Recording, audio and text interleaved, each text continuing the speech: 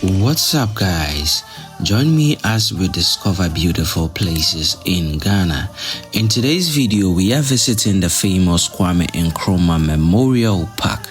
Yes, Osagyefo Dr. Kwame Nkrumah was the first Prime Minister and President of Ghana and one of Africa's most influential leaders. Born in 1909 in Nkrofo in the western region of Ghana, he led Ghana to independence from British colonial rule in 1957, making Ghana the first sub-Saharan African country to gain freedom.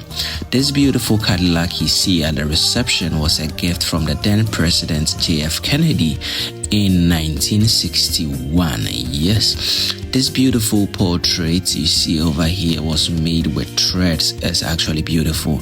When you get the lounge area is very beautiful and serene with art. Yes, this is the park area. There was an event that day when we visited, and I tell you, it is stunning. That place is beautiful. Yes, very beautiful.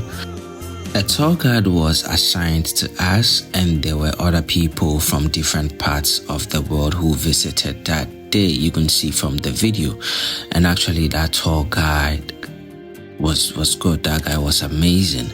Yes, the statues you see here are the traditional horn blowers. They were actually picked from different regions in Ghana, and they all played a special instrument.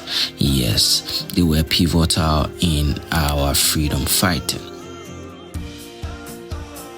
As you can see, there are greens, trees planted to bring in fresh air and to bring that greenery feel, Yeah, so this building you see right here is the tomb. Yes, so Kwame Nkrumah was buried in 3 places. This is the final place.